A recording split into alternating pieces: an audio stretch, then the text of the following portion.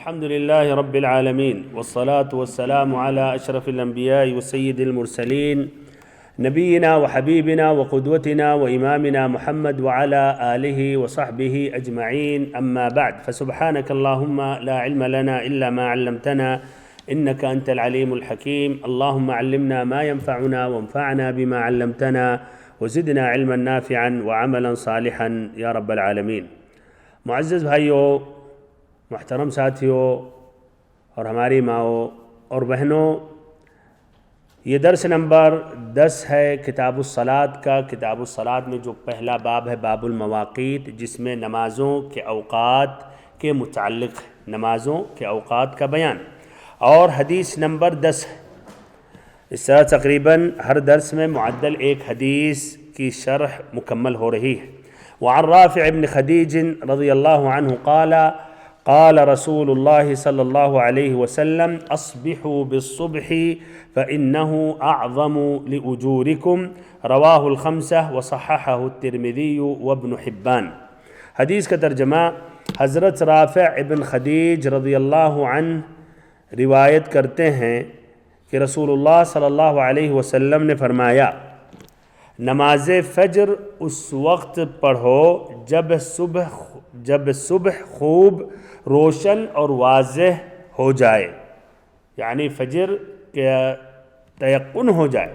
اور اس کی وضاحت کی جائے گی، اس لیے کہ اسی لفظ اور اسی کے متعلق اسی کا معنی مطلب کیا ہے، اور پھر فجر کا یہ وقت یا فجر کی نماز کس وقت پڑھنی چاہیے، وہ توضیح سے وہاں یہ بات ہوگی. تو یہاں ایک طرح لفظی ترجمہ پیش کر دیتے ہیں، کیا ہے کہ نماز فجر اس وقت پڑھو جب صبح خوب روشن اور واضح ہو جائے. ایسا کرنا تمہارے اجر میں اضافے کا موجب ہے. اسے پانچوں نے روایت کیا ہے اور ترمذی اور ابن حبان نے صحیح قرار دیا ہے. حدیث کی تخریج ابن حجر رحمہ اللہ نے واضح کر دیا، رواہ الخمسہ، پانچوں نے روایت کی ہے. مراد اصحاب کتب ستہ میں بخاری اور مسلم کے علاوہ چاروں اور مزید امام احمد. جس طرح کی کتب ستہ معروف اور مشہور ہے، امام بخاری، مسلم، ابو داؤد، ترمذی، نسائی، ابن ماجہ، تو جب کہا جاتا ہے کتب سبعہ تو ان ستہ کے ساتھ کس کا اضافہ ہو جاتا ہے؟ مسند امام احمد، جس میں تقریباً 40,000 حدیثیں ہیں. اور اگر کہا جاتا کتب تسعہ 9 کتابیں، تو 8ویں نمبر پر کون سی کتاب آ جاتی ہے؟ موطا امام مالک، اور نمبر 9 پر سنن الدارمی یا مسند الدارمی. اچھا، تو بہرحال رواہ الخمسہ، پانچوں نے روایت کی ہے. تو اس طرح امام ابو داؤد نے روایت کی اپنی کتاب السنن میں، پیج نمبر 72، حدیث نمبر 424، کتاب الصلاۃ، باب فی وقت الصبح من طریق یحییٰ ابن سعید. دیکھیے ابو داؤد کا طریق کیا ہے؟ یحییٰ ابن سعید سے روایت کر رہے ہیں. اور امام ترمذی روایت کرتے ہیں اپنی کتاب السنن میں، پیج نمبر 43، حدیث نمبر 154، ابواب الصلاۃ، باب ما جاء فی الاسفار بالفجر من طریق محمد ابن اسحاق. ایسے النسائی روایت کرتے ہیں پیج نمبر 76، حدیث نمبر 549، کتاب المواقیت، باب الاسفار من طریق ابن عجلان، وہی محمد ابن عجلان کے طریق سے روایت کرتے ہیں. ابن ماجہ روایت کرتے ہیں پیج نمبر 95، حدیث نمبر 672، کتاب الصلاۃ، باب وقت صلاۃ الفجر من طریق محمد ابن عجلان. امام احمد روایت کرتے ہیں اپنی کتاب المسند میں، مجلد 25، پیج نمبر 132، حدیث نمبر 15,819. کس طریق سے؟ 2 طریق سے، محمد ابن اسحاق سے اور ایسے ہی محمد ابن عجلان سے، 2 طریقوں سے روایت کر رہے ہیں. ایسے ہی ابن حبان نے روایت کی ہے مجلد 4 میں، پیج نمبر 357، حدیث نمبر 1490، یہی طریق محمد ابن اسحاق. اور ایسے ہی مجلد 4، پیج نمبر 358، حدیث نمبر 1491، یعنی اسی حدیث کے بعد فوراً روایت کرتے ہیں طریق محمد ابن عجلان اس طریق سے. اس طرح کتنے طریق جا کر یہ ائمہ کتنے طریق ہو جاتے ہیں؟ 3، یحییٰ ابن سعید، محمد ابن اسحاق، محمد ابن عجلان. یہ تینوں پھر جا کر سب کا راستہ ایک ہو جاتا ہے، ایک ہی طریق ہو جاتا ہے۔ کون ہیں، کن سے روایت کرتے ہیں تینوں؟ عاصم ابن عمر ابن قتادہ ابن النعمان۔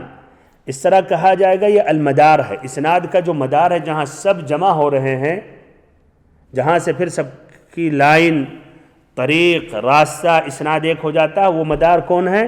عاصم ابن عمر۔ جو روایت کرتے ہیں پھر محمود ابن لبید سے، جو روایت کرتے ہیں رافع ابن خدیج رضی اللہ عنہ سے، یہی لفظ ہے ابو داود کا، اصبحوا بالصبح فإنه اعظم لأجورکم۔ اور باقی جن کا ذکر کیا گیا ہے ائمہ کا، انہوں نے اس حدیث کے لفظ کے قریب الفاظ میں انہوں نے بیان کیا۔ مثلا نسائی کی روایت ہے، یہاں ہے اصبحوا بالصبح، انہوں نے کہا اسفروا بالفجر، جس کا معنی وہی ہے۔ اسفار کا معنی یعنی جب سفیدی یا فجر کا یقینی ہو جائے، اجالا ہو جائے، تو فجر کی نماز کو ایسے وقت میں پڑھو، یہ مراد ہے۔ جس طرح کی ظاہری الفاظ کے یہ معنی مطلب واضح ہوتے ہیں۔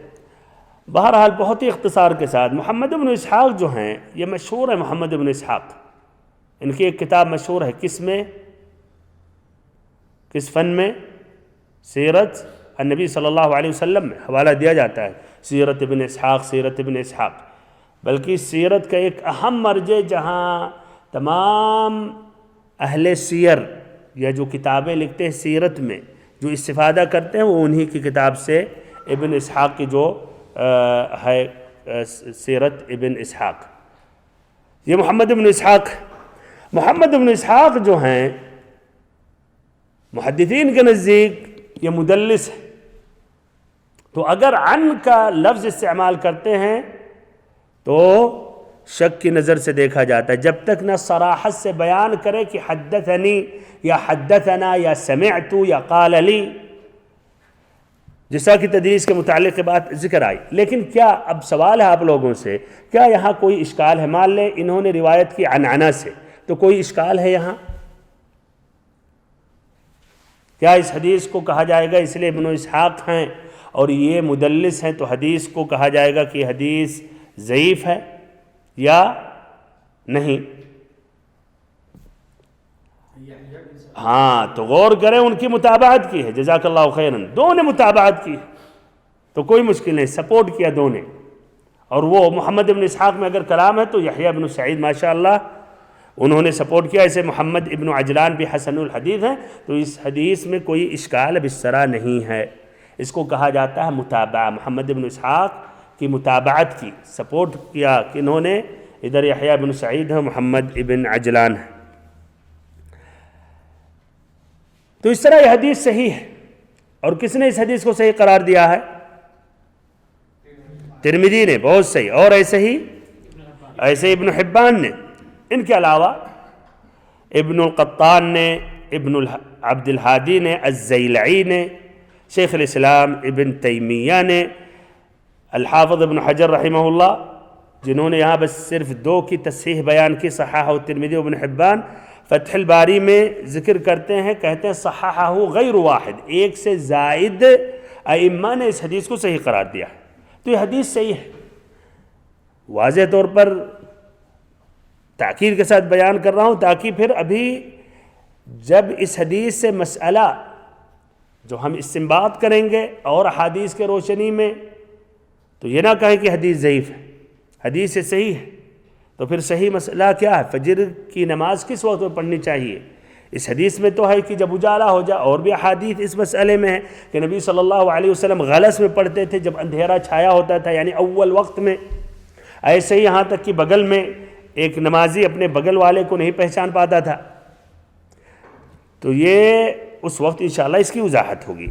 اب اس حدیث میں جو الفاظ ہیں جس کی مزید وضاحت کر رہا ہوں، تو نمبر 1 اصبحوا بالصبح، یہ ابو داود کا لفظ ہے، ایسے ہی ابن ماجہ کا بھی لفظ ہے، ابن حبان کا بھی یہ لفظ ہے، اور ترمذی اور نسائی اور ابن حبان کا لفظ ہے اسفروا بالفجر، کہ فجر کی نماز کو اسفار میں داخل کرو جب اجالا ہو جائے.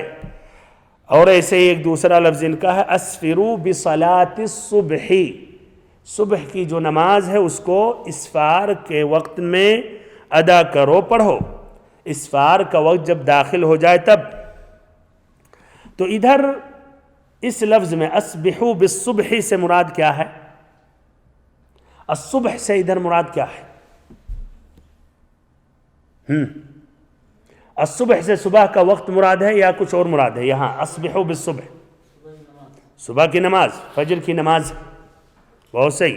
تو ادھر مراد ہے اسبحوا بالصبح یعنی صلاۃ الفجر، نماز فجر اس وقت پڑھو جب صبح خوب روشن اور واضح ہو جائے. تو ادھر مراد یہی ہے الصبح سے صلاۃ الصبح. اور الاصباح سے مراد کیا ہے؟ اسبحوا یعنی صبح کے وقت میں داخل ہو جاؤ، یا فجر کی نماز صبح کا جب وقت داخل ہو جائے، اجالا ہو جائے تب پڑھو. اور اسی سے متصل کہا جاتا ہے اصبح الرجل، اصبح الرجل یا اصبحنا، دعا ہے نا اصبحنا واصبح الملک للہ. اس سے مراد کیا ہے کہ ہم سبھی صبح کے وقت میں داخل ہو گئے. اصبح الرجل آدمی صبح کے وقت میں داخل ہو گیا. تو اس سے مراد وہی ہے کہ جب یقین ہو جائے کہ فجر کی نماز کا وقت داخل ہو جائے تب یہ نماز ادا کرو، اور صرف گمان، غالب گمان کے بنا پر فیصلہ کر کے جلد بازی نہ کرو. اور اس کی تائید ملتی ہے اس سے اسفروا بالفجری سے بھی، جو مروی بالمعنی ہے، جو اسفار کا وقت ہے، یعنی صبح کا جب وقت فجر ثانی جب شروع ہو جاتا ہے. بہرحال اس میں اور بھی معنی مطلب ہے، لیکن ایک صحیح جو معنی ہے یہ ادھر ہے. اور فقہ الحدیث جب وہاں بات ہوگی تو اس کی وضاحت ہوگی. اصبحوا بالصبح فإنه اعظم لأجوركم، اس لیے کہ ایسا کرنا تمہارے اجر میں اضافے کا موجب ہے. ایسے کرنے سے اجر اور ثواب تمہارے حق میں زیادہ ہوگا. اس لیے کہ جب آدمی یقین کے ساتھ کہ فجر کا وقت داخل ہو گیا، جب یہ فجر کی نماز ایسے وقت میں پڑھے گا کہ یقین ہو گیا ٹائم داخل ہو گیا، تو لا شک اجر و ثواب میں اضافہ ہوگا، بخلاف وہ شک میں ہے، غالب گمان میں ہے کہ ٹائم داخل ہوا یا نہیں ہوا. اب اس حدیث میں جو فائدے ہیں وہ ذکر کر رہا ہوں.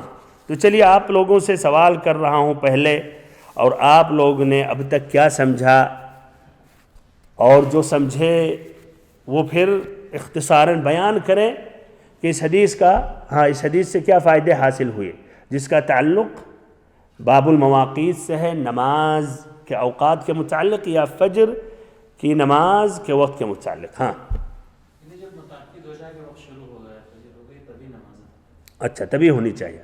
اچھا، اور یعنی جب یقین ہو جائے فجر کا وقت داخل ہو گیا تبھی نماز پڑھنی چاہیے.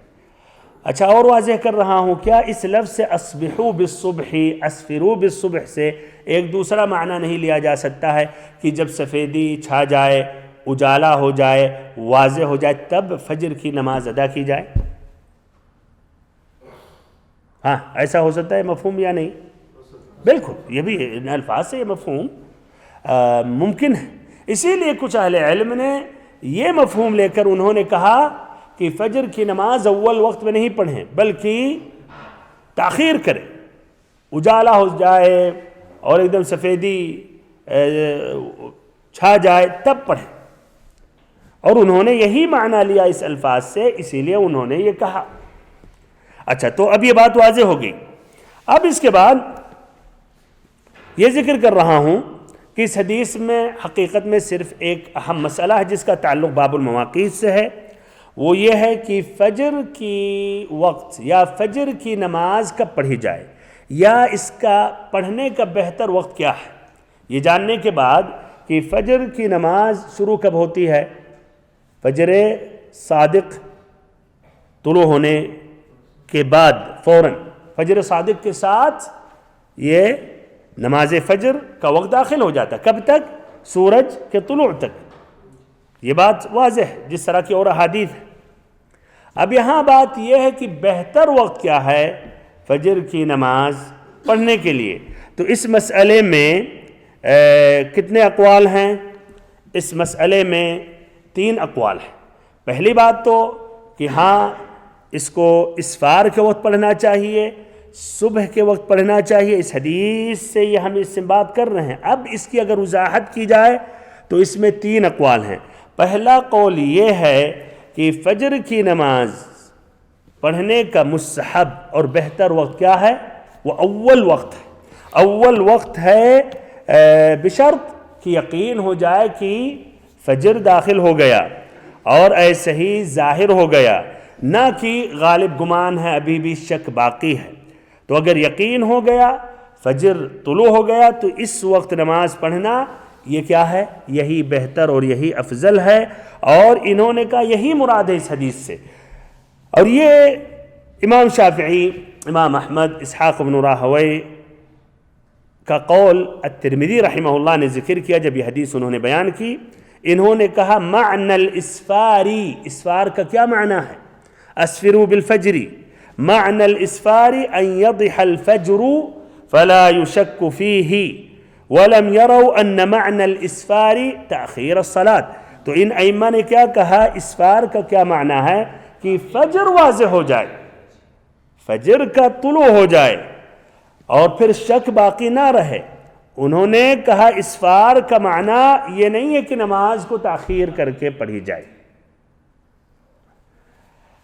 ابن حبان رحمہ اللہ نے کہا کہ اس حدیث میں جو اسفار مراد ہے، جس کا لفظی معنی ہوتا ہے اسفار یعنی واضح ہو جانا، انہوں نے کہا یہ مراد ہے ان راتوں میں جن راتوں میں چاند مکمل ہوتا ہے تو پوری رات میں دیکھتے ہیں کیا اجالا رہتا ہے. تو کہتے ہیں ان راتوں کے لیے ہے 14ویں رات، 15ویں رات، اس کے بعد مثلا ایک رات جس میں چاند مکمل رہتا ہے، جس سے روشنی عام رہتی ہے پورے آسمان میں. تو کہتے ہیں ان راتوں وہ راتیں مراد ہیں تاکہ آدمی کنفیوز نہ ہو جائے. ابھی صبح طلوع نہیں ہوا، یہ چاند کی روشنی کو دیکھ کر سمجھے کہ صبح طلوع ہو گیا، تو یہ مراد ہے وہاں. اچھا، ان کی اور دلیل کیا ہے؟ پہلی بات ہے اس حدیث کی انہوں نے معنی مطلب تو یہ لیا، لیکن اس کے علاوہ کیا اور دلیلیں ہیں ان کی؟ ہاں یہ تو واضح مسئلہ. کیا دلیلیں ہیں کہ اول وقت میں نماز پڑھنی چاہیے اور یہی مراد اسفار اور اصباح سے ہے؟ کیا دلیلیں؟ ہاں غلط کی حدیثیں آتی ہیں، بہت صحیح. اچھا، تو اس میں سابقہ حدیثوں میں ذکر کیا گیا، جیسے ابو موسیٰ الاشعری رضی اللہ عنہ کی حدیث ہے کہ فَأَقَامَ الْفَجْرَ حِينَ انشَقَّ الْفَجْرُ، کہ نبی صلی اللہ علیہ وسلم نے فجر کی نماز قائم کی یا آپ نے نماز پڑھائی، امامت کے لیے آگے بڑھے جب فجر کا طلوع ہو گیا، یعنی اول وقت میں. جیسے انشق الفجر، جیسے فجر نکلا کہ آپ صلی اللہ علیہ وسلم نے نماز آپ نے پڑھائی. یہ مسلم کی روایت ہے، مسلم نے روایت کی. ایسے جابر رضی اللہ عنہ سے مروی ہے کان یصلیھا بغلس، کہ آپ صلی اللہ علیہ وسلم فجر کی نماز غلس کے وقت پڑھتے تھے. اور غلس کیا ہے؟ ابھی بھی غلس میں تاریکی ظلمت غالب رہتی ہے، کس پر؟ روشنی پر. اول وقت یعنی صبح کا طلوع ہو گیا، لیکن اس لیے ابھی شروعات ہے اور ابھی بھی اندھیرے کا غلبہ ہے، تو ابھی بھی صبح سے زیادہ اندھیرا ہی نظر آتا ہے. اور بھی روایتوں میں ہے کہ یہاں تک کہ بغل میں پہچان نہیں پاتا تھا، اور پھر سلام پھیرنے کے بعد پھر پہچاننے لگتا تھا بغل میں جو اس کا ساتھی ہوتا تھا. تو ان کی یہ دلیل ہے، اور کہتے ہیں یہ حدیثیں کن کی ہے؟ امام بخاری، امام مسلم کی ہیں. اور یہ حدیث جو ہے ابھی جو ہم جس کی شرح کر رہے ہیں کیا ہے؟ یہ خمسہ کی روایت ہے. تو حدیث اگر بخاری اور مسلم میں ہے یہ مقدم ہے یا جو کتب سنن میں ہے بخاری مسلم، تو کہتے ہیں وہ حدیثیں زیادہ صحیح. یہ حدیث بھی صحیح ہے لیکن وہ حدیثیں زیادہ صحیح ہیں. پھر ان سے کہا جاتا ہے تو اس کا کیا جواب دیں گے؟ اعتراض کیا جائے گا اسبحو کا کیا معنی ہے؟ صبح ہو جائے، ظاہر ہو جائے، اسفرو. تو کہتے ہیں کہ بالکل ہم پوری حدیثوں کو سامنے رکھتے ہیں ان احادیث میں کلیئر اور واضح ہے کہ آپ صلی اللہ علیہ وسلم غلس میں پڑھتے تھے، اول وقت میں پڑھتے تھے، تو اس حدیث کو بھی سامنے رکھتے ہوئے ہم کہیں گے اس کا بھی وہی معنی ہے۔ احادیث میں الاصل تعارض نہیں ہوتے ہیں، آپس میں حدیثیں ٹکراتی نہیں ہیں، ایک دوسری حدیثوں کی کیا مزید شرح کرتی ہیں، وضاحت کرتی ہیں، بیان کرتی ہیں۔ اور انہوں نے مزید یہ تاکید کیا کہ نبی صلی اللہ علیہ وسلم غلس ہی کے وقت میں پڑھتے تھے، یہاں تک کہ نبی اکرم صلی اللہ علیہ وسلم کا انتقال ہو گیا، خلفائے راشدین بھی اسی وقت میں پڑھتے تھے، اور ایسے ہی صحابہ کرام اور تابعین بھی اسی وقت میں پڑھتے تھے، جس طرح کی حافظ الحازمی نے یہ بات نقل کی ہے۔ اور ہم جانتے ہیں واقعہ عمر بن الخطاب رضی اللہ عنہ کی شہادت کا۔